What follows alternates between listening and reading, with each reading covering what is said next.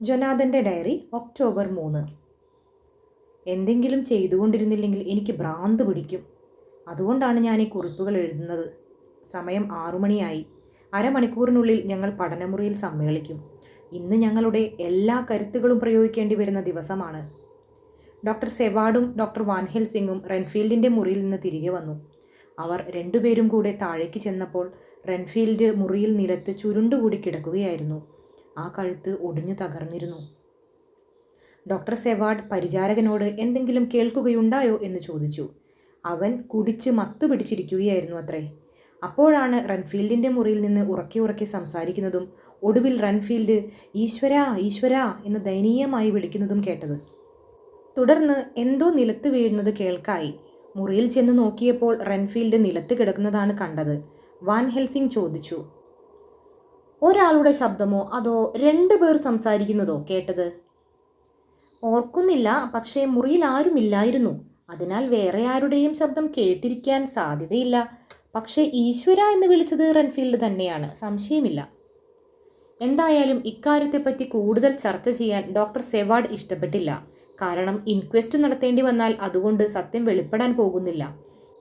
അതിനാൽ പരിചാരകന്റെ റിപ്പോർട്ടിന്റെ അടിസ്ഥാനത്തിൽ കട്ടിലിൽ നിന്ന് യാദൃച്ഛികമായി വീണു മരിച്ചുവെന്ന് എഴുതേണ്ടി വന്നു. ഞങ്ങൾ അടുത്ത പ്രവർത്തന പരിപാടിയെപ്പറ്റി ചർച്ച ചെയ്തു. ഇനി യാതൊരു കാര്യവും മീനയിൽ നിന്ന് മറച്ചു വെക്കരുതെന്നാണ് ഞങ്ങൾ ഒന്നാമതായി തീർച്ചപ്പെടുത്തിയത്. അവളും അതിനോട് പരിപൂർണമായും യോജിച്ചു. വളരെയധികം വിഷാദമൂകയായിരുന്നിട്ടും അവൾ പ്രകടിപ്പിച്ച ധൈര്യം അസാധാരണമായിരുന്നു.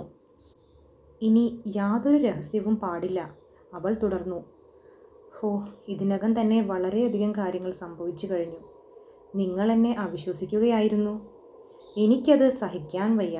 എന്തു തന്നെ സംഭവിച്ചാലും അതെന്നെ കൂടുതൽ ധീരയാക്കുകയുള്ളൂ.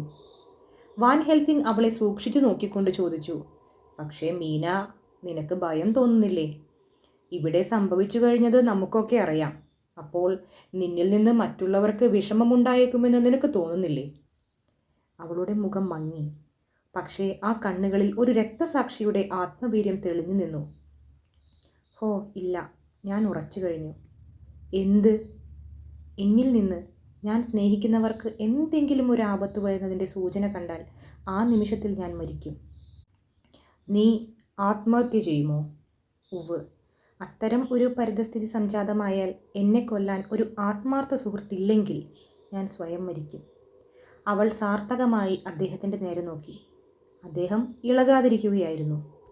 പക്ഷേ ഇത്രയും പറഞ്ഞപ്പോൾ അദ്ദേഹം എഴുന്നേറ്റ് അവളുടെ അരികെ വന്ന് ചുമലിൽ കൈവച്ചുകൊണ്ട് ഉറച്ച സ്വരത്തിൽ പറഞ്ഞു, കുഞ്ഞേ, നിന്റെ ഗുണത്തിനാവുമെങ്കിൽ അത് ചെയ്യാൻ തയ്യാറുള്ള ഒരാളുണ്ട്. എന്നെ സംബന്ധിച്ചിടത്തോളം ഞാൻ ദൈവത്തിൻ്റെ പേരിൽ പറയുന്നു, അത് നന്മയ്ക്കാവുമെങ്കിൽ ഈ നിമിഷത്തിൽ തന്നെ ചെയ്യാൻ ഞാൻ തയ്യാറാണ്. വേണ്ട, അത്തരമൊരു നിമിഷം വരാതിരിക്കട്ടെ. പക്ഷേ എൻ്റെ കുഞ്ഞെ. അദ്ദേഹത്തിന് ശ്വാസം മുട്ടുന്നതായി തോന്നി. കണ്ടം അടഞ്ഞുപോയി.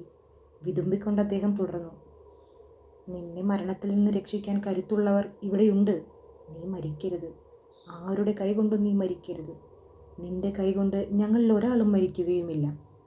നിന്റെ ജീവിതത്തെ പങ്കിലമാക്കിയ ആ പാപി ശരിക്കും മരിക്കുന്നതിന് മുമ്പായി നീ ഒരിക്കലും മരിക്കരുത്. അല്ലെങ്കിൽ നീയും അവൻ്റെ കൂട്ടത്തിൽ ചേർന്ന് ഒരു പ്രേതമായി തീരും. നീ ജീവിച്ചിരിക്കണം. ഇത്തരമൊരു ചുറ്റുപാടിൽ മരണം കാമ്യമായേക്കാമെങ്കിലും നീ മരണത്തിനോട് പോലും മല്ലിട്ട് ജീവിച്ചേ തീരൂ. ഞാൻ ശപഥം ചെയ്യുന്നു, നീ മരിക്കുകയില്ല. ആ പാതകിയെ ശരിക്കും കൊല്ലുന്നതിന് മുമ്പായി നീ മരിക്കുകയില്ല. മീന വല്ലാതെ വിളറിപ്പോയി. അവളുടെ ദേഹമാകെ വിറകൊണ്ടു. ഞങ്ങൾ ആരും യാതൊന്നും സംസാരിച്ചില്ല.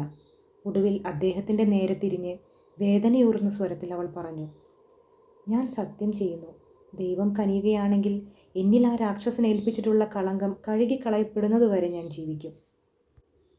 അവളുടെ ധൈര്യവും ആത്മാർത്ഥതയും ഞങ്ങൾക്ക് ആവേശം തന്നു. അവൾക്ക് വേണ്ടിയെങ്കിലും എന്തും ചെയ്യാൻ ഞങ്ങൾ തയ്യാറായി. അടുത്തതായി എന്തു ചെയ്യണമെന്നതിനെപ്പറ്റി ചിന്തിച്ചു. അലമാരയിലിരിക്കുന്ന റെക്കോർഡുകൾ എടുത്ത് പിന്നീടുള്ളതെല്ലാം ചേർത്ത് അവൾ സൂക്ഷിക്കണമെന്ന് തീരുമാനിച്ചു. അവൾ പരിപൂർണമായും അതിനോട് യോജിച്ചു. വാൻ ഹെൽസിംഗ് എല്ലാ കാര്യങ്ങളെപ്പറ്റിയും ഇതിനകം തന്നെ ചിന്തിച്ച് തീരുമാനമെടുത്തു കഴിഞ്ഞിരുന്നു. കാർഫാക്സിൽ ആദ്യം പോയി വന്നപ്പോൾ അവിടെ ബാക്കിയായിട്ടുള്ള പെട്ടികളിൽ തൽക്കാലം ഒന്നും ചെയ്യരുതെന്ന് തീരുമാനിച്ചത് നന്നായി. അത് ചെയ്തിരുന്നെങ്കിൽ പ്രഭു നമ്മുടെ ഉദ്ദേശ്യം മനസ്സിലാക്കി ബാക്കിയുള്ള പെട്ടികൾ രക്ഷിക്കുവാനായി എല്ലാ മുൻകരുതലുകളും എടുത്തിട്ടുണ്ടാവുമായിരുന്നു. പക്ഷേ ഇപ്പോൾ അവന് നമ്മുടെ ഉദ്ദേശ്യം എന്താണെന്ന് അറിഞ്ഞുകൂടാ. അതായത് നാം എങ്ങനെയാണ് അവ നശിപ്പിക്കാൻ പോകുന്നതെന്ന് അവനറിയില്ല. ഇനി പിക്കാഡില്ലിയിലെ പെട്ടികൾ കൂടി കണ്ടെത്തിയാൽ എല്ലാം കണ്ടുപിടിക്കപ്പെട്ടു. ഇന്ന് നമുക്ക് എല്ലാം ശരിപ്പെടുത്തണം. നമ്മുടെ ഹൃദയത്തിൽ നിന്ന് ഉറന്ന കണ്ണുനീരിന് സാക്ഷ്യം വഹിച്ചുകൊണ്ടാണ് ഇന്ന് സൂര്യൻ ഉദിച്ചത്. ഇന്ന് സൂര്യൻ അസ്തമിക്കുന്നത് വരെ അവൻ തൻ്റെ സമ്പാദ്യങ്ങൾ കയ്യിൽ വെച്ചുകൊണ്ടിരുന്നു കൊള്ളട്ടെ. അതുവരെ അവൻ തൻ്റെ മണ്ണ് നിറച്ച പെട്ടിയിൽ ബന്ധിതനാണ്. അവന് പകൽ വായുവിൽ അലിഞ്ഞു ചേരാനോ വാതിൽ പഴുതിലൂടെ ഒഴുകി അദൃശ്യനാവാനോ മറ്റൊന്നിനും തന്നെ കഴിയുകയില്ല. ഒരു വാതിൽ കടക്കണമെങ്കിൽ അവന് മൂർത്ത ദേഹമുള്ള നമ്മെപ്പോലെ തന്നെ അത് മലർക്കെ തുറന്നാലേ പറ്റൂ. അതിനാൽ നമുക്ക് ഇന്ന് പകലെ എല്ലാ പെട്ടികളും കണ്ടുപിടിച്ച് നശിപ്പിക്കണം. ഞങ്ങളെല്ലാം ചാടി എണീറ്റു. ഓരോ നിമിഷവും എത്രയും വിലപ്പെട്ടതാണെന്ന് ഞങ്ങൾക്ക് മനസ്സിലായി. പക്ഷേ വാൻ ഹെൽസിംഗ് ഒരു താക്കീതെന്നോണം കൈയുയർത്തി. അരുത് ജൊനാഥൻ, മെല്ലെ തിന്നാൽ മുള്ളും തിന്നാം എന്നാണ് പഴഞ്ചൊല്ല്. നാം ബദ്ധപ്പെടരുത്. സമയമാവുമ്പോൾ നാം ഏറ്റവും വേഗത്തോടെ പ്രവർത്തിക്കുകയും വേണം. പക്ഷേ നാം മറക്കരുത്, സംഗതി മുഴുവൻ കിടക്കുന്നത് പിക്കാഡില്ലിയിലാണ്. പ്രഭു ഒരുപക്ഷെ അധികം വീടുകൾ വാങ്ങിയിട്ടുണ്ടാവും. അവയുടെ ആധാരങ്ങളും താക്കോലുകളും അവൻ്റെ പക്കലുണ്ടാവും. എഴുതാനുള്ള കടലാസും ചെക്ക് പുസ്തകവും അവൻ്റെ കയ്യിൽ കാണും. അങ്ങനെയുള്ള സാമാനങ്ങളൊക്കെ അവിടെയായിരിക്കാനാണ് സാധ്യത. കാരണം ആ ബഹളം പിടിച്ച തെരുവുകളിൽ ആരാലും ശ്രദ്ധിക്കപ്പെടാതെ അവൻ ഇറങ്ങി നടക്കാം. അതുകൊണ്ട് ആദ്യം അവിടെ പോയി ഒരു തിരച്ചിൽ നടത്താം. പിന്നീട് ഈ രാക്ഷസനെ വേട്ടയാടുകയുമാവാം. അങ്ങനെയല്ലേ? എന്നാൽ പുറപ്പെടുക, ഞാൻ വിളിച്ചു പറഞ്ഞു. നാം വിലപ്പെട്ട സമയം നഷ്ടപ്പെടുത്തുകയാണ്. പക്ഷേ പ്രൊഫസർ ഇളകാതെയിരുന്ന് ശാന്തനായി പറഞ്ഞു, എങ്ങനെയാണ് നാം പിക്കാഡില്ലിയിലെ വീട്ടിലേക്ക് കടക്കുക? എങ്ങനെയെങ്കിലും. ഒരു വഴിയും കണ്ടില്ലെങ്കിൽ കുത്തി പൊളിക്കണം. പക്ഷേ നിങ്ങളുടെ പോലീസുകാർ വെറുതെ നോക്കിക്കൊണ്ടിരിക്കുമോ? ഞാനൊന്ന് അമ്പരന്നു. ശരിയായ കാരണമില്ലെങ്കിൽ അദ്ദേഹം താമസിപ്പിക്കുകയില്ല. അതുകൊണ്ട് ഞാൻ സ്വയം നിയന്ത്രിച്ചുകൊണ്ട് പറഞ്ഞു, നാം സമയം ആവശ്യത്തിലധികം വെറുതെ കളയരുത്. എൻ്റെ വേദന നിങ്ങൾ മനസ്സിലാക്കണം. 23. കുഞ്ഞേ, ഞാൻ താമസിക്കുകയില്ല. താങ്കളെ കൂടുതൽ നൊമ്പരപ്പെടുത്തണമെന്ന് എനിക്ക് തീരെ ആഗ്രഹമില്ല. പക്ഷേ നാം എല്ലാം സമഗ്രമായി ചിന്തിക്കേണ്ടിയിരിക്കുന്നു. ഏറ്റവും ലഘുവായ പരിപാടിയാണ് കൂടുതൽ പ്രയോജകീഭവിക്കുക എന്നതാണ് എൻ്റെ അഭിപ്രായം. ഇപ്പോൾ പിക്കാഡില്ലിയിലെ വീട്ടിൽ കടക്കുകയാണ് നമ്മുടെ ആവശ്യം. താക്കോലില്ലതാനും. എന്ത് ചെയ്യണം? ഞാൻ തലകുലുക്കി. നിങ്ങളാണ് ശരിയായ വീട്ടുടമയെന്നും പക്ഷേ താക്കോൽ കയ്യിലില്ലെന്നും വിചാരിക്കുക. താങ്കൾ എന്തു ചെയ്യും? ഞാൻ ഉടനെ ഒരു കൊല്ലനെ വിളിച്ചുകൊണ്ടുവന്ന് തുറപ്പിക്കും. അപ്പോൾ പോലീസ് തടയില്ലേ? ഇല്ല. കൊല്ലനെ ഉടമസ്ഥൻ ഏർപ്പാട് ചെയ്തതാണെന്നറിഞ്ഞാൽ അവർ ഇടപെടുകയില്ല. അപ്പോൾ നാം വീട് പൊളിക്കുകയാണെന്ന് ഒരു ബോധം നമ്മിൽ തന്നെ ഉണ്ടാവാതിരിക്കുകയാണ് വേണ്ടത്. നാം യാതൊരു വിറയിലും കൂടാതെ, യാതൊരു സംശയത്തിനും ഇട കൊടുക്കാതെ പരിപൂർണ ധൈര്യത്തോടെയാണ് ചെയ്യുന്നതെങ്കിൽ ആരും സംശയിക്കുകയില്ല. അധികം നേരത്തെ അവിടേക്ക് പോകണ്ട. പോയാൽ പോലീസുകാർ സംശയിച്ചേക്കും. 10 മണി കഴിഞ്ഞ് പോയാൽ മതി. എന്നാൽ പോലീസുകാർ മറ്റ് പല തിരക്കുകൾക്കിടയിൽ നമ്മെ ശ്രദ്ധിക്കുകയില്ല. കണ്ടാലും നാം ശരിയായ ഉടമസ്ഥരാണെന്ന് കരുതുകയുള്ളൂ. അദ്ദേഹത്തിൻ്റെ അഭിപ്രായം തികച്ചും ശരിയാണെന്ന് എനിക്ക് തോന്നാതിരുന്നില്ല. മീനയുടെ മുഖത്തും ഒരു പ്രകാശം പരന്നു. ഒരിക്കൽ ആ വീട്ടിനകത്ത് കടന്നു കഴിഞ്ഞാൽ നമുക്ക് കൂടുതൽ വിവരങ്ങൾ ലഭിക്കും. വാൻ ഹെൽസിംഗ് തുടർന്നു. നമ്മിൽ ചിലർക്ക് അവിടെ തങ്ങാം. ബാക്കിയുള്ളവർക്ക് ശേഷിപ്പുള്ള പെട്ടികൾ അന്വേഷിച്ച് പോവുകയും ചെയ്യാം. വാൽവർത്തിലും മൈൽ എൻഡിലുമാണ് ബാക്കിയുള്ള പെട്ടികൾ. ആർതർ എഴുന്നേറ്റ് നിന്നു പറഞ്ഞു, ഇവിടെ എനിക്ക് ഒരു കാര്യം ചെയ്യാൻ കഴിയും. ഞാൻ എൻ്റെ ആൾക്കാർക്ക് കമ്പിയടിച്ച് കുതിരകളെ തയ്യാറാക്കി നിർത്താൻ ഏർപ്പാട് ചെയ്യാം. അത് തരക്കേടില്ലാത്ത അഭിപ്രായമാണ്, ക്വിൻസി തുടർന്നു. പക്ഷേ താങ്കളുടെ രാജകീയ പ്രതാപത്തോടു കൂടിയ വണ്ടിയും കുതിരകളും പട്ടണത്തിലെത്തിയാൽ ആൾക്കാർ ശ്രദ്ധിക്കാൻ തുടങ്ങും. നമുക്ക് വേണ്ടി വാടകയ്ക്ക് എടുക്കാമെന്നാണ് എൻ്റെ അഭിപ്രായം. അതും സ്ഥലത്തെത്തുന്നതിന് മുമ്പായി ഒരിടത്ത് ഉപേക്ഷിക്കുകയും വേണം. ക്വിൻസി പറഞ്ഞതാണ് ശരി, പ്രൊഫസർ പറഞ്ഞു. നാം ചെയ്യാൻ പോകുന്നത് സാധാരണ സംഗതിയല്ല. ആൾക്കാർ നമ്മെ ശ്രദ്ധിക്കുന്നത് അപകടമാണ്. മീന കൂടുതൽ ഉല്ലാസവതിയായി കാണപ്പെട്ടു. കാര്യങ്ങളിൽ കൂടുതൽ ശ്രദ്ധ പതിക്കാൻ തുടങ്ങിയതോടെ രാത്രിയിലെ സംഭവം അവൾ വിസ്മരിച്ചതുപോലെ തോന്നി.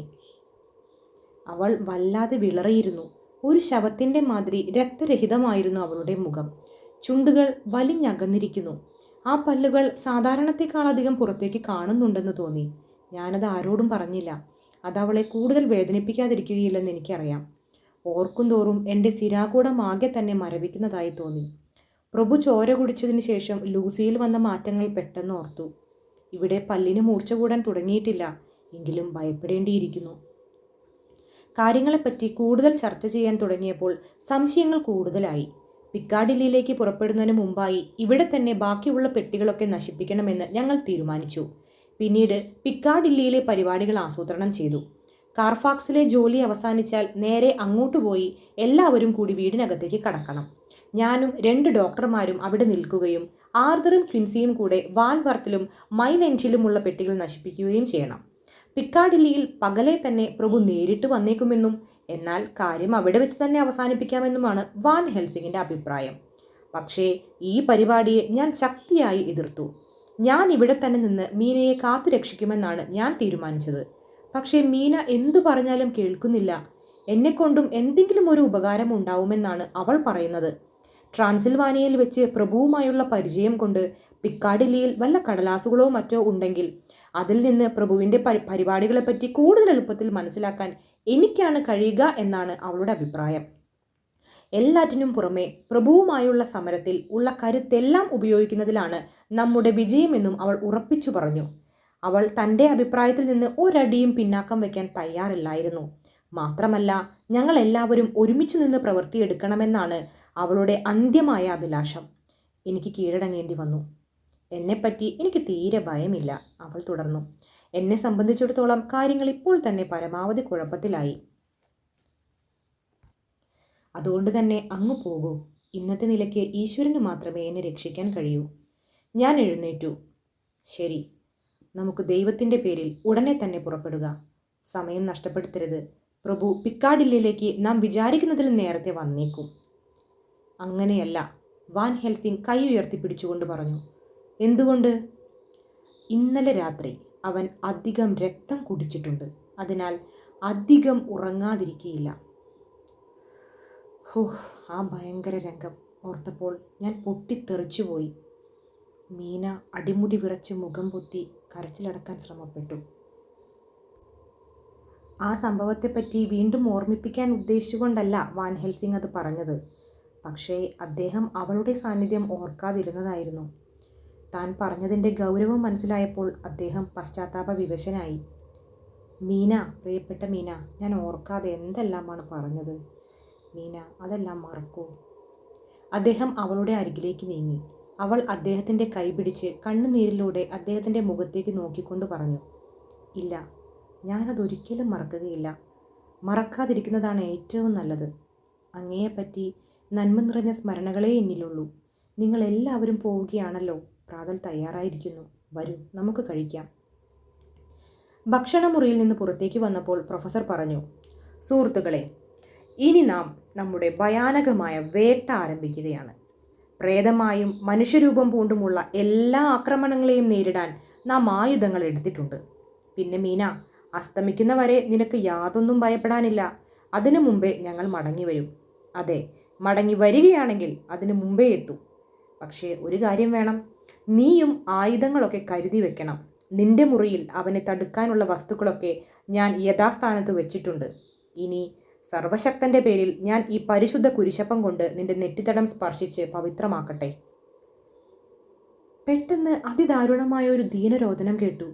ഞങ്ങളുടെ ഹൃദയം ത്രസിച്ചുപോയി. ആ വിശുദ്ധ കുരിശപ്പം മീനയുടെ നെറ്റിയിൽ സ്പർശിച്ചതും അത് ചുട്ടുപഴുത്ത ഒരു ലോഹകഷ്ണം പോലെ അവിടെ ഉരുകി പറ്റിച്ചേർന്നു. വേദന കൊണ്ടവൾ പിടച്ചു. പക്ഷെ പെട്ടെന്ന് അവൾ സ്വയം നിയന്ത്രിച്ചു. ആ പൊട്ടിക്കരച്ചിലിൻ്റെ പ്രതിധ്വനി മുറിയിൽ നിന്ന് വിട്ടുപോയിട്ടുണ്ടായിരുന്നില്ല. അതിനു മുമ്പ് തന്നെ അവൾ തുടിക്കുന്ന കരളോടെ നിലത്ത് മുട്ടുകുത്തി നിന്നു. മുടികൊണ്ട് മുഖം മറച്ച് തേങ്ങിക്കൊണ്ടവൾ പറഞ്ഞു. കളങ്കം, കളങ്കം. സർവശക്തനായ ഈശ്വരൻ പോലും എൻ്റെ ദേഹം പങ്കിലമാണെന്ന് വിധിച്ചിരിക്കുന്നു. കൽപ്പാന്തകാലം വരെ ഞാൻ ഈ പാപത്തിൻ്റെ ചിഹ്നം എൻ്റെ നെറ്റിയിൽ വഹിക്കേണ്ടി വരും.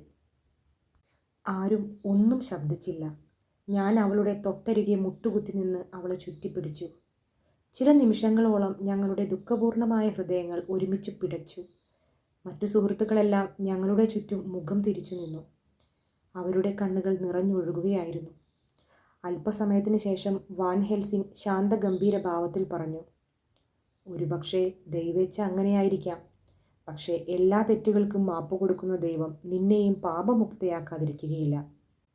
മീന, എൻ്റെ പ്രാണനായ മീന, ആ അടയാളം, ഇവിടെ സംഭവിച്ചതൊക്കെ ദൈവത്തിന് അറിയാമെന്നതിൻ്റെ സൂചനയായ ആ ചുവപ്പടയാളം ഒരിക്കൽ മാഞ്ഞു പോകാതിരിക്കുകയില്ല.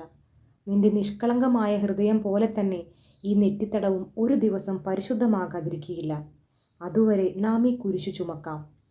വേദനകളിലൂടെയും കഷ്ടപ്പാടുകളിലൂടെയും കണ്ണുനീരിലൂടെയും മാത്രമേ മനുഷ്യന് ഈശ്വര സാക്ഷാത്കാരം നേടാൻ കഴിയൂ. അദ്ദേഹത്തിൻ്റെ വാക്കുകൾ ഞങ്ങളെ സാന്ത്വനപ്പെടുത്തി. ഞങ്ങൾ രണ്ടുപേരും എഴുന്നേറ്റ് പ്രൊഫസറുടെ ഓരോ കൈ പിടിച്ച് ചുംബിച്ചു. പിന്നീട് ഞങ്ങൾ എല്ലാവരും ഒപ്പം തൊഴുകയോടെ മുട്ടുകുത്തി നിന്ന് പ്രാർത്ഥിച്ചു. അപ്പോഴേക്കും പുറപ്പെടാൻ സമയമായി. ഞാൻ മീനയോട് വിടവാങ്ങി. ഞങ്ങൾ പുറപ്പെട്ടു. ഒരു കാര്യം ഞാൻ തീരുമാനിച്ചിട്ടുണ്ട്. മീന ഒരു രക്തയക്ഷിണിയായി തീരുകയാണെങ്കിൽ അജ്ഞാതവും ഭീകരവുമായ ആ ലോകത്തേക്ക് പോകുന്നത് അവൾ തനിച്ചായിരിക്കുകയില്ല. ഞങ്ങൾ വിഷമം കൂടാതെ കാർഫാക്സിൽ പ്രവേശിച്ചു. കഴിഞ്ഞ തവണ കണ്ടതിൽ നിന്ന് യാതൊരു മാറ്റവും അവിടെ സംഭവിച്ചിട്ടില്ല. ഞങ്ങൾ ഉറച്ച തീരുമാനമെടുത്തിരുന്നു. മാത്രമല്ല, വേദനിപ്പിക്കുന്ന സ്മരണകൾ ഞങ്ങൾക്ക് പ്രചോദനം തരാനുമുണ്ടായിരുന്നു. അല്ലാത്ത പക്ഷം ഞങ്ങൾക്ക് ഞങ്ങളുടെ ജോലി തുടർന്നുകൊണ്ടു പോകാൻ സാധിക്കുകയില്ലായിരുന്നു. പള്ളിമുറ്റത്തെ വലിയ പെട്ടികൾ അങ്ങനെ തന്നെ കിടക്കുന്നു. ഞങ്ങൾ അവയുടെ മുമ്പിലെത്തി നിന്നു. വാൻ ഹെൽസിംഗ് പറഞ്ഞു, സുഹൃത്തുക്കളെ, ഈ പെട്ടികളിലുള്ളത് പാവന സ്മരണകളാൽ പവിത്രമാക്കപ്പെട്ട മണ്ണാണ്. അങ്ങനെയുള്ള മണ്ണിലെ അവന് വിശ്രമിക്കാൻ കഴിയൂ. അതുകൊണ്ട് തന്നെയാണ് അത്രയധികം ദൂരെ നിന്ന് അവൻ ഇത് കൊണ്ടുവന്നിട്ടുള്ളതും. അവൻ്റെ സ്പർശം കൊണ്ട് ഇത് പങ്കിലമായിരിക്കുന്നു. നമുക്കിത് ശുദ്ധീകരിക്കണം. കുരിശപ്പം കൊണ്ട് തൊട്ടുകഴിഞ്ഞാൽ പിന്നെ അവന് അതിൽ വിശ്രമിക്കാൻ കഴിയുകയില്ല. അങ്ങനെ നമുക്കവനെ തോൽപ്പിക്കാം. അദ്ദേഹം തൻ്റെ ബാഗിൽ നിന്ന് സ്ക്രൂ ഡ്രൈവർ പുറത്തെടുത്ത് എല്ലാ പെട്ടികളുടെയും മൂടി തുറന്നിട്ടു. ശ്വാസം മുട്ടിക്കുന്ന ഒരു ദുർഗന്ധം ആ മണ്ണിൽ നിന്ന് വമിച്ചു. പക്ഷേ ഞങ്ങൾ അതൊന്നും ഗവനിച്ചില്ല. പ്രൊഫസറുടെ പ്രവർത്തനങ്ങളിൽ തന്നെ ശ്രദ്ധിച്ചുകൊണ്ടിരുന്നു. തൻ്റെ ബാഗിൽ നിന്ന് ഒരു വിശുദ്ധ കുരിശപ്പത്തിൻ്റെ കഷ്ണമെടുത്ത് ഭക്ത്യാദരങ്ങളോടെ അദ്ദേഹം ആ പെട്ടിയിൽ വെച്ചു. ഉടനെ തന്നെ അടച്ച് ആണിയിടുകയും ചെയ്തു. ഞങ്ങളും അദ്ദേഹത്തെ അനുകരിച്ചു. ഓരോന്നായി ഞങ്ങൾ എല്ലാ പെട്ടികളും തുറന്ന് അപ്പം വെച്ച് അടച്ചാണിയിട്ടു. പുറത്തു കടന്ന് വാതിലടച്ച് പൂട്ടിയപ്പോൾ പ്രൊഫസർ പറഞ്ഞു, അത്രയും ചെയ്തു കഴിഞ്ഞു. ഇനി മറ്റെല്ലാ പെട്ടികളും ഇപ്രകാരം ശുദ്ധീകരിച്ചു കഴിഞ്ഞാൽ നാം വിജയിച്ചു. പിന്നെ ഇന്നത്തെ സൂര്യൻ അസ്തമിക്കുന്നത് മീനയുടെ കളങ്കരഹിതമായ നെറ്റിത്തടം കണ്ടുകൊണ്ടായിരിക്കും. ഇനി പിക്കാഡില്ലിയിലേക്ക് വണ്ടിയിൽ പോകണം. ഭ്രാന്താലയത്തിൻ്റെ മുമ്പിലൂടെയാണ് സ്റ്റേഷനിലേക്കുള്ള വഴി. ഞാൻ ആകാംക്ഷയോടെ അങ്ങോട്ട് നോക്കി. ജാലകത്തിനരികെ തന്നെ നിൽക്കുകയാണ് മീന. കാർഫാക്സിലെ ജോലി വിജയകരമായി അവസാനിപ്പിച്ചു എന്ന് അവളെ അറിയിക്കാനായി ഞാൻ കൈയുയർത്തി വീശി. മനസ്സിലായ പോലെ അവൾ തലകുലുക്കി. ഞാൻ അവസാനമായി നോക്കുമ്പോൾ അവൾ ഞങ്ങൾക്ക് വിട തന്നുകൊണ്ട് കൈവീശുകയാണ്. ഞങ്ങൾ സ്റ്റേഷനിലെത്തിയപ്പോൾ വണ്ടി ചൂളം വിളിച്ച് പുറപ്പെടാൻ തയ്യാറായി നിൽക്കുകയായിരുന്നു. കനത്ത ഹൃദയങ്ങളോടെയാണ് ഞങ്ങൾ വണ്ടിയിൽ കയറിയത്. ഇത്രയും എഴുതിയത് വണ്ടിയിൽ വെച്ചാണ്. പിക്കാഡില്ലി 12:30. ചർച്ച് തെരുവിലെത്തുന്നതിന് മുമ്പായി ആർതർ പറഞ്ഞു, ക്വിൻസിയും ഞാനും കൂടി പോയി ഒരു കൊല്ലനെ കണ്ടുപിടിച്ചുകൊണ്ടുവരാം. നിങ്ങൾ വരണമെന്നില്ല. അധികം പേരുണ്ടായാൽ ആൾക്കാർ ശ്രദ്ധിക്കും. കൊല്ലൻ്റെ അടുത്തും ഏതെങ്കിലും പോലീസുകാരൻ വരികയാണെങ്കിൽ അയാളുടെ അടുത്തും ഞാൻ എൻ്റെ സ്ഥാനപ്പേർ കൊണ്ട് കാര്യം നേടിക്കോളാം. നിങ്ങൾ ആ പാർക്കിൽ പോയിരുന്നാൽ മതി. വീട് തുറന്ന് കൊല്ലൻ പോയി കഴിഞ്ഞാൽ നേരെ വരണം. ഞങ്ങൾ നിങ്ങളെ നോക്കിക്കൊണ്ടിരിക്കാം. അത് ശരിയാണ്. വാൻ ഹെൽസിംഗ് ആർതറുടെ അഭിപ്രായത്തെ അഭിനന്ദിച്ചു. ആർതറും ക്വിൻസിയും കൂടി ഒരു വണ്ടിയിൽ കുതിച്ചു. ഞങ്ങൾ മറ്റൊന്നിലും. പാർക്കിൻ്റെ കുറച്ചകലെ വെച്ച് ഞങ്ങൾ വണ്ടിക്കാരനെ പിരിച്ചയച്ചു. ഞങ്ങൾ പാർക്കിലേക്ക് കടന്നു. ഞങ്ങളുടെ പ്രതീക്ഷകൾ മുഴുവൻ തന്നെ കേന്ദ്രീകരിച്ചിട്ടുള്ള ആ കൂറ്റൻ കെട്ടിടം നിതാന്ത നിശബ്ദതയിൽ ആണ്ട് കിടക്കുന്നത് കണ്ടപ്പോൾ എൻ്റെ ഹൃദയം ശക്തിയായി മിടിച്ചു. ഞങ്ങൾ അലക്ഷ്യഭാവത്തിൽ ഒരു ബെഞ്ചിന്മേലിരുന്ന് പുകവലിക്കാൻ തുടങ്ങി. സമയം ഇഴഞ്ഞു നീങ്ങുകയായിരുന്നു. ഒടുവിൽ ആ കെട്ടിടത്തിൻ്റെ മുമ്പിലായി ഒരു വണ്ടി വന്നു നിന്നു. അതിൽ നിന്ന് തികച്ചും അലസഭാവത്തിൽ ആർതറും ക്വിൻസിയും താഴെ ഇറങ്ങി. പിന്നാലെ തന്നെ പണിയായുധങ്ങൾ നിറച്ച പെട്ടിയും തൂക്കിപ്പിടിച്ച് ഒരു കൊല്ലനും പുറത്തിറങ്ങി. ക്വിൻസി വണ്ടിക്കാരന് പണം കൊടുത്തു. അയാൾ തലകുനിച്ച് വണങ്ങി തിരിച്ചുപോയി. അവർ നേരെ ഒതുക്കുകൾ കയറി ചെന്നു. ആർതർ കൂട്ടിൻ്റെ നേരെ കൈ ചൂണ്ടി എന്തോ പറഞ്ഞു. കൊല്ലൻ കുനിഞ്ഞ് പെട്ടിയിൽ നിന്ന് ഒരു വലിയ താക്കോൽ കൂട്ടം തിരഞ്ഞെടുത്തു. അതിൽ നിന്ന് ഒരു തടിയൻ താക്കോലെടുത്ത് പൂട്ടിലിട്ട് തിരിക്കാൻ തുടങ്ങി. പൂട്ട് തുറന്നില്ല. വേറൊരു താക്കോൽ എടുത്തു നോക്കി. മൂന്നാമത്തെ താക്കോൽ തിരിച്ചപ്പോൾ പെട്ടെന്ന് പൂട്ട് തുറന്നു. അവർ 3 പേരും കൂടെ വാതിൽ തള്ളി തുറന്ന് അകത്ത് കടന്നു. ഞങ്ങൾ അനങ്ങാതെ കാത്തിരുന്നു. അല്പസമയം കഴിഞ്ഞപ്പോൾ കൊല്ലൻ പുറത്തു വന്നു. കയ്യിലുണ്ടായിരുന്ന ഒരു താക്കോൽ പൂട്ടിലിട്ട് 2-3 തവണ തുറക്കുകയും പൂട്ടുകയും ചെയ്ത ശേഷം അത് ആർദറുടെ കയ്യിൽ കൊടുത്തു. അദ്ദേഹം പേഴ്സ് തുറന്ന് അവൻ എന്തോ കൊടുത്തു. അവൻ തലയിൽ നിന്ന് തൊപ്പിയെടുത്ത് കുനിഞ്ഞ് വണങ്ങിയ ശേഷം പുറത്തിറങ്ങിപ്പോയി. ആരും ഇതൊന്നും തന്നെ ശ്രദ്ധിക്കുകയുണ്ടായില്ല. അവൻ പോയി കണ്ണിൽ നിന്ന് മറഞ്ഞപ്പോൾ ഞങ്ങൾ എണീറ്റു. റോഡ് മുറിച്ചു കടന്ന് വീട്ടിലേക്ക് ചെന്നു. മുട്ടിയ ഉടനെ തന്നെ വാതിൽ തുറന്നു. ഹൂഫ്, ഇവിടെയൊക്കെ വല്ലാത്ത ദുർഗന്ധം, ആർദർ പറഞ്ഞു. അത് ശരിയായിരുന്നു. കാർഫാക്സിലെ പള്ളിയിലെ പോലെ തന്നെ മൂക്ക് തുളച്ചു കയറുന്ന ദുർഗന്ധം ഇവിടെയുമുണ്ട്. പ്രഭു ഇവിടം സാധാരണമായി ഉപയോഗിക്കാൻ തുടങ്ങിയിട്ടുണ്ടെന്ന് വ്യക്തമായിരുന്നു. തിരച്ചിൽ ആരംഭിച്ചപ്പോൾ ഞങ്ങൾ എല്ലാവരും ഒപ്പം ചേർന്ന് നടന്നു. ഏത് നിമിഷത്തിലും ഒരു ആക്രമണത്തെ നേരിടാൻ ഞങ്ങൾ തയ്യാറായിരുന്നു. ശത്രുവിനെപ്പറ്റി ഞങ്ങൾക്ക് പരിപൂർണ ബോധ്യമുണ്ട്. അവൻ വീട്ടിനകത്തുണ്ടോ എന്ന് മാത്രമേ അറിയാൻ കഴിയാതിരുന്നുള്ളൂ. ഭക്ഷണമുറിയിൽ 8 പെട്ടികൾ കണ്ടെത്തി. 8 എണ്ണം മാത്രം. കണക്ക് പ്രകാരം കാണേണ്ടത് 9 എണ്ണമായിരുന്നു. ഞങ്ങളുടെ ജോലി തീർന്നില്ല. കാണാതായിട്ടുള്ള ഒരു പെട്ടി കൂടെ കണ്ടുപിടിക്കുന്നത് വരെ അത് അവസാനിക്കുകയുമില്ല. ഞങ്ങൾ പെട്ടികൾ ഓരോന്നായി തുറന്നു. കാർഫാക്സിലെ പെട്ടികളിൽ വെച്ചതുപോലെ തന്നെ ഇവിടെയും എല്ലാ പെട്ടികളിലും കുരിശപ്പം വെച്ച് ആണിയിട്ടുറപ്പിച്ചു. ഒരു കാര്യം ഉറപ്പായി, ഇപ്പോൾ പ്രഭു അകത്തില്ല. ഞങ്ങൾ മറ്റേ പെട്ടി അന്വേഷിച്ച് വീട്ടിലാകെ തിരച്ചിൽ ആരംഭിച്ചു. വീടാസകലം മുക്കും മൂലയും വിടാതെ ഞങ്ങൾ തിരഞ്ഞു. പെട്ടി കണ്ടില്ല. ഭക്ഷണമുറിയിൽ പ്രഭുവിൻ്റെ എന്തെങ്കിലും രേഖകൾ ഉണ്ടാകാതിരിക്കുകയില്ല. അതിനാൽ ഞങ്ങൾ ഭക്ഷണമുറിയിൽ സസൂക്ഷ്മം പരിശോധന ആരംഭിച്ചു. പിക്കാഡില്ലിയിലെയും മൈൽ എൻഡിലെയും വാൽവർത്തിലെയും വീടുകൾ വാങ്ങിയതിൻ്റെ ആധാരങ്ങൾ, കടലാസ്, മഷി, പെൻ, കവറുകൾ തുടങ്ങി വളരെ സാധനങ്ങൾ അവിടെ നിന്ന് കിട്ടി. എല്ലാം കൂടി ഒരു വലിയ പൊതിയായിട്ടാണ് സൂക്ഷിച്ചിരുന്നത്. കുറേ തുണി, ബ്രഷ്, ചീർപ്പ് തുടങ്ങിയവയും ഉണ്ട്. ഒരു മൂലയിൽ ഒരു മൺകൂജിയിൽ വെള്ളമുണ്ടായിരുന്നു.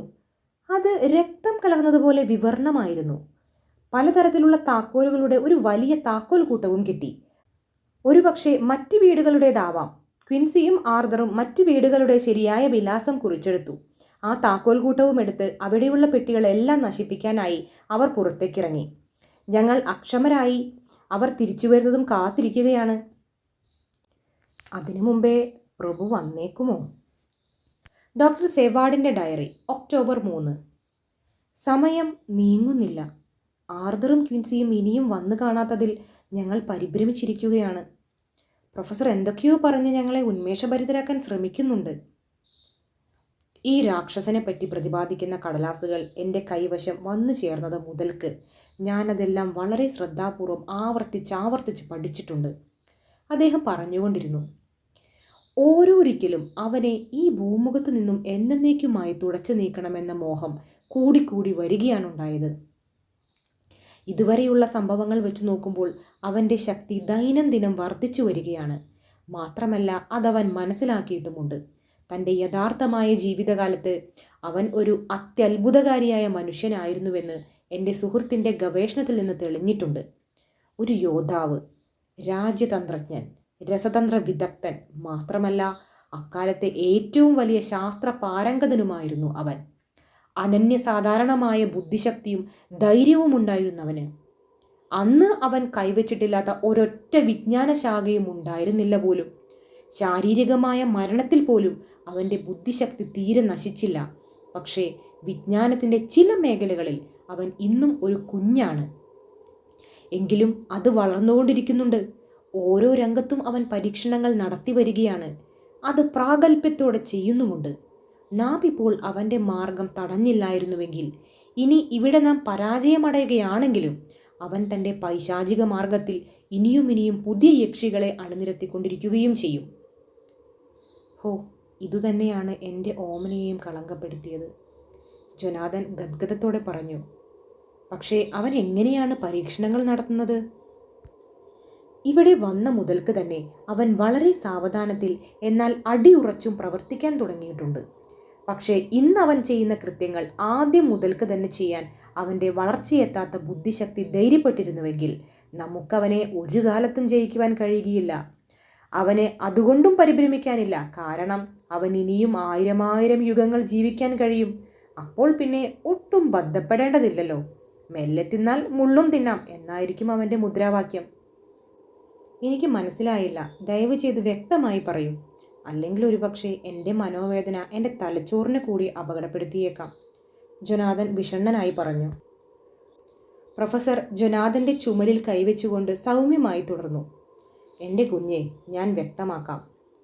അവൻ തൻ്റെ കഴിവുകളെപ്പറ്റി അറിയാനായി പരീക്ഷണങ്ങൾ നടത്തുകയായിരുന്നു. സെവാഡിൻ്റെ വീട്ടിലെ ഭ്രാന്തൻ്റെ സ്ഥിതി നാം കണ്ടതാണല്ലോ. ഈ രക്തരക്ഷസുകൾക്ക് ഒരു വീടിൻ്റെ ഉള്ളിലേക്ക് കടക്കാൻ ഒരിക്കൽ അനുവാദം കിട്ടിയാൽ പിന്നീട് യഥേഷ്ടം എപ്പോൾ വേണമെങ്കിലും കടന്നു ചെല്ലാം. പക്ഷേ ആദ്യമായി കടക്കണമെങ്കിൽ ആ വീട്ടിൽ അധിവസിക്കുന്ന ഒരാൾ അവനെ അകത്തേക്ക് ക്ഷണിച്ചാലേ പറ്റൂ. അവൻ്റെ ഏറ്റവും വലിയ പരീക്ഷണം അതൊന്നുമല്ല.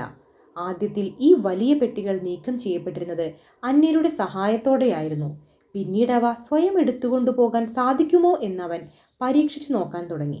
ആദ്യം അവൻ മറ്റുള്ളവരെ സഹായിച്ചു നോക്കി. ഇപ്പോൾ അവൻ സ്വയം എടുത്തുകൊണ്ടു പോവുകയും ചെയ്യുന്നു. അങ്ങനെ അവന് തൻ്റെ ഈ ചുടലപ്പെട്ടികൾ അങ്ങിങ്ങായി കൊണ്ടുപോയി സൂക്ഷിച്ചു വയ്ക്കാം. എവിടെയെല്ലാമാണ് ഒളിച്ചു വെച്ചിട്ടുള്ളതെന്ന് മറ്റൊരാൾ അറിയുകയുമില്ല. ഒരുപക്ഷെ ഇവയൊക്കെ മണ്ണിനടിയിൽ വളരെ ആഴത്തിൽ കുഴിച്ചിടാൻ അവൻ ഉദ്ദേശിച്ചു കാണും. അവന് രൂപം മാറാൻ സാധിക്കുന്നത് രാത്രി സമയങ്ങളിലാണല്ലോ. അങ്ങനെ രാത്രി തോറും അവൻ ഈ ജോലിയിൽ ഏർപ്പെടാൻ തുടങ്ങി. പക്ഷേ നമുക്ക് നിരാശപ്പെടേണ്ടതില്ല. കാരണം അവൻ ഈ ബോധമുണ്ടായത് വളരെ വൈകിയാണ്. അവൻ്റെ അഭയകേന്ദ്രമായ പെട്ടികളെല്ലാം ഒന്നൊഴികെ ഇതിനകം നശിപ്പിക്കപ്പെട്ടു കഴിഞ്ഞു. ഇന്ന് സൂര്യൻ അസ്തമിക്കുന്നതിന് മുമ്പായി നമുക്ക് അതും നശിപ്പിക്കാൻ കഴിയും. ആർതറും ക്വിൻസിയും പോയിട്ട് 1 മണിക്കൂർ കഴിഞ്ഞു. കുഴപ്പങ്ങളൊന്നും സംഭവിച്ചിട്ടില്ലെങ്കിൽ അവരിപ്പോൾ തിരിച്ചു വരികയാവും. ഇത് നമ്മുടെ ദിവസമാണ്. ഒരു വിട്ടുവീഴ്ചയ്ക്കും ഇടവരാതെ മുന്നേറുകയാണെങ്കിൽ ഇന്ന് നാം വിജയിക്കും. പെട്ടെന്ന് പുറത്ത് വാതിൽ ആരോ മുട്ടി. ഞങ്ങൾ ഞെട്ടിവിറച്ചുപോയി. ഞങ്ങളെല്ലാവരും ഒച്ചയുണ്ടാക്കാതെ ഹാളിലേക്ക് നീങ്ങി.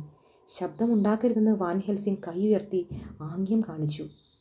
അദ്ദേഹം മെല്ലെ വാതിൽ തുറന്നു.